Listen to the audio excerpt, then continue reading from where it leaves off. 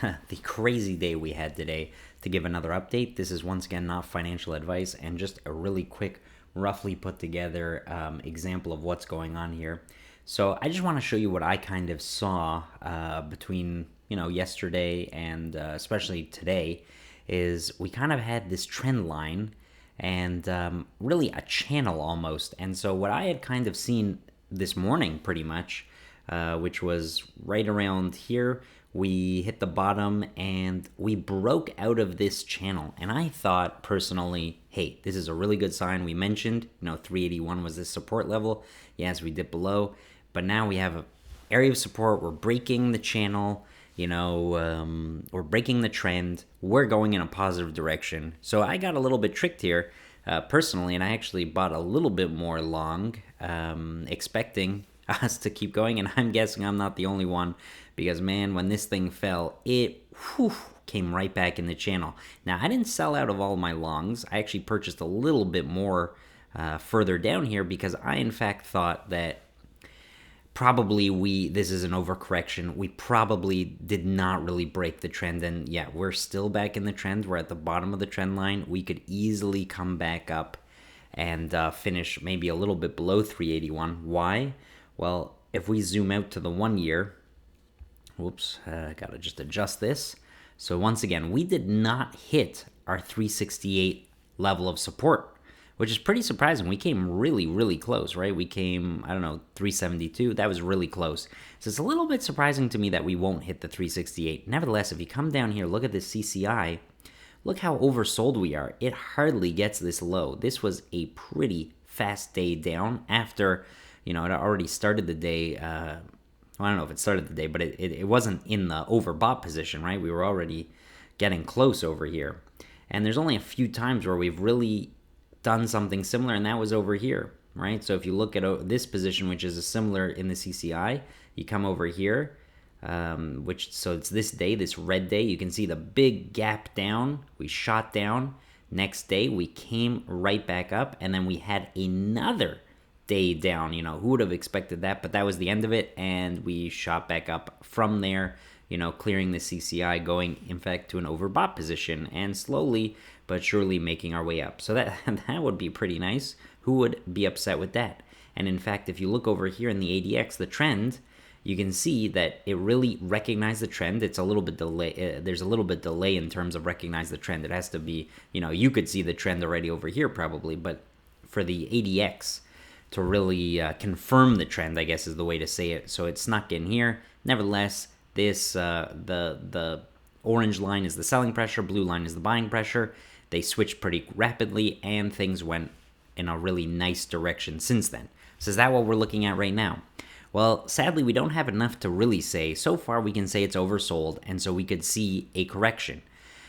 In terms of the trend, yes, it's already confirming that there's a trend. Now, this could change tomorrow. For example, if things go positive, this red line could go down a little bit, the blue line could come up. So it's not exactly a strong confirmation, but already if you're looking at swing trading, listen, at the end of the day, it has crossed. That red line for the trend indicator has crossed in between the negative and the blue. Now, the only upside here is that we're not quite at 20, right? We want to really be at 20. When that trend indicator passes 20, it's showing a stronger trend. That will be really scary. And so we really want to see tomorrow to be a positive day. So, zooming back right back into where things are going here, we would like, if possible, to see things bounce up, break through this channel, come back up to support. That would be the start. Why do we need that? Well, because we've already broken, as we mentioned in the previous video. You should really watch some of the previous videos because I can't go over everything, but we've broken the 50-day moving average. That is really not good. But like I said yesterday, that's not the end of the world.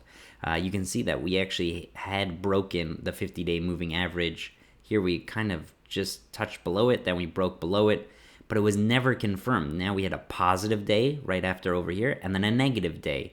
So we never got 2 days in a row that really confirmed the break downward. And that's really what we're looking for right now. So right now we broke below, this time well below, and the question will be tomorrow, if we go down, Do we end lower than we ended today? That to me would be a really bad sign. That would be a really bearish signal, in my opinion, below the 50-day moving average, and not only 1 day below down day, but 2 days below. And the key is we really want that, if to get that signal. I don't know if we really want it, but if we really want to know that that signal is a strong signal, you have to have another negative day, and it really has to end below the previous day. That's really key. If it comes back and ends at the same spot or ends above it, so then this down day below the moving average, it's not really confirmed that that's the new trend, the new direction, or whatever you want to look at it. We can't necessarily say it's broken that 50-day moving average. It might just need a little bit more time to break above it. But look at this 50-day moving average. It's right below our support. And so I could see tomorrow, maybe I'm just biased a little bit in the positive side, but I could see tomorrow breaking above the 50-day moving average and just ending right at the support. That would be what I would expect, I think, at the moment. Although we really are close to this Fibonacci level, so it is possible we go down scarily, and it's pretty scary to go down further and then come back up. So that is very possible. Although we did get pretty close, so maybe that's close enough. But still, I would kind of expect it to somehow reach this 368. Maybe we'll have a positive day and then another negative day. I know that sounds scary. But it is definitely very possible. Nevertheless, at the very least, I'm hoping that if we do have a positive day tomorrow, that it'll end above the 50-day moving average, and at the very least around the support. It would be even nicer if we break above it. That would be really good. That would be a strong signal. Now, I'm really not an expert in this pattern. You'd have to maybe consult someone else. Maybe I'll do a little bit of research when we see this pattern, but just something to keep a heads up on, no pun intended. But you see this shoulder pattern and a head pattern. I'm going to have to learn this pattern and look into it a little bit more, but especially with us talking about it coming back up over here, are we seeing a head and shoulders here? And after a head and shoulders, as far as I understand, just from the way people speak about it, I don't know the details, but sometimes there's a precipitous drop afterwards. So nothing to be scared of. But, listen, at the end of the day, we had one of these patterns, a pretty similar pattern over here, and it did not really complete. It did not drop afterwards. So it's a little premature, but just something to keep an eye out for. And so, yes, there is really a negative trend here starting. If it has that another down day, I'm guessing this red line is going to break above 20. There's going to be a bigger separation between the DMI, the directional movement indicators, right? We're probably going to have an even further CCI sell-off unless it's only a little bit of a short day. It's hard for me to imagine that even if we end lower, that we really end outside of this red line. An inside day, I don't know, I'd have to think about that. Is that really a confirming day? Just because we are so oversold. If you look back over at where were we looking? Let's see, we were looking at this day. This is kind of the pattern I'm kind of expecting. I'm kind of expecting we'll end, even if we go higher, we'll end somewhere around here, that type of situation. So, that would fall in line with the support and the 50-day moving average. That's kind of what I'm looking at right now. Nevertheless, something to keep in mind is right now on the shorter trend of things, we're not quite at the bottom. If we look at the extended trading hours, you can see, I guess everyone is still thinking that we're in this channel. Day traders, I don't know, it hasn't really moved anywhere. I think everyone's still not entirely sure where this thing is going.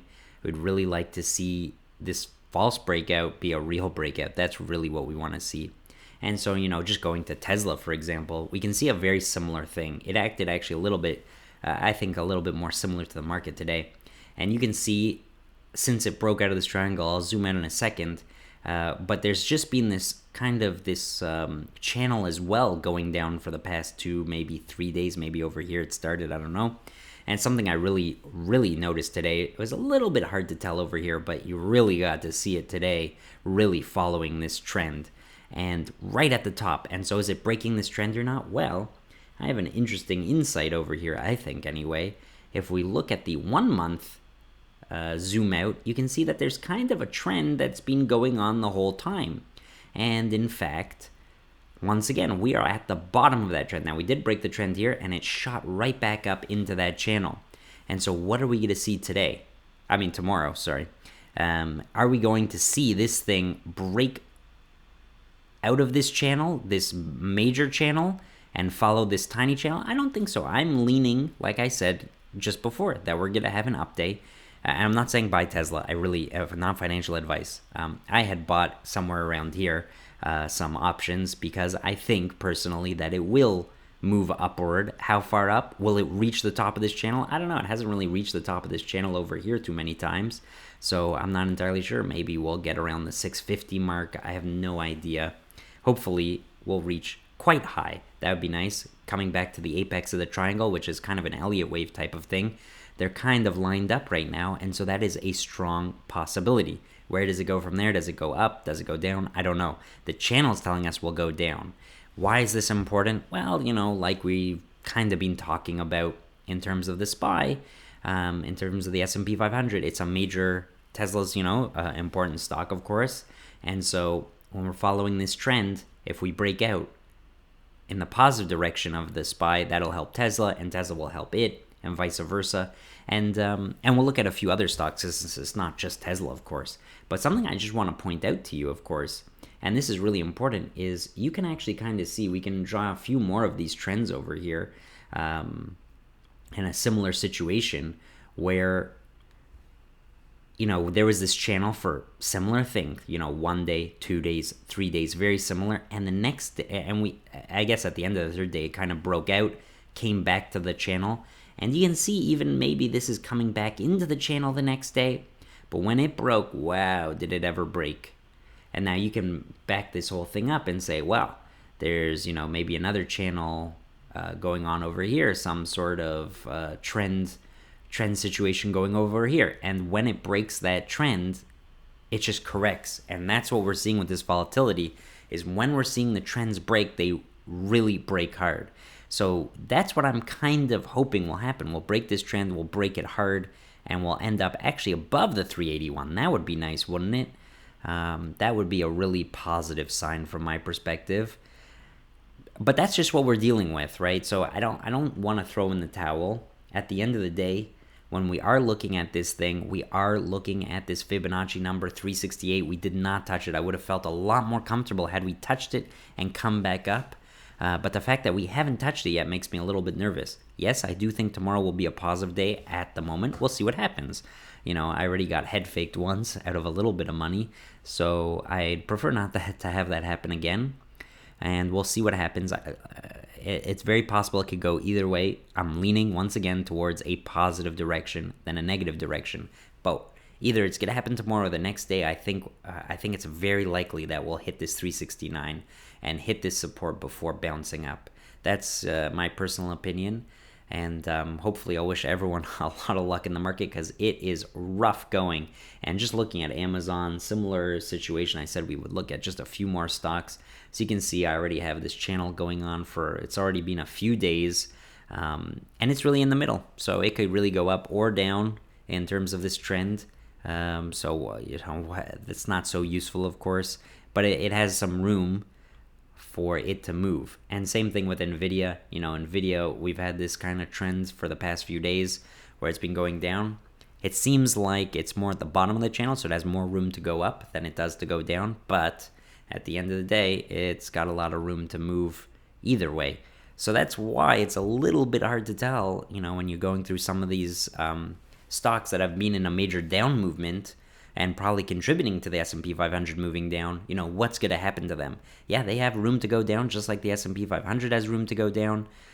We could really see this channel being followed, right? You could see this channel being followed to 369 tomorrow. That's really not so crazy. Nevertheless, I'm hoping that it gets broken into a very nice positive upside, and maybe the next day we'll see a 369, or maybe we'll start a new trend. So far, when we break these trends, they don't seem to sadly last so long, right? We break this trend, we go up 2 days, break that trend, we go down a day, maybe 2 days. I don't know, it's a little bit hard to tell what's even going on in this day. This is a crazy day. And then we break it, go up 2 days. So, if we do break it, how many days are we really going to go up? Well, it could just be we break it, we go up one day, then the next day we start up and then come right back down to 369.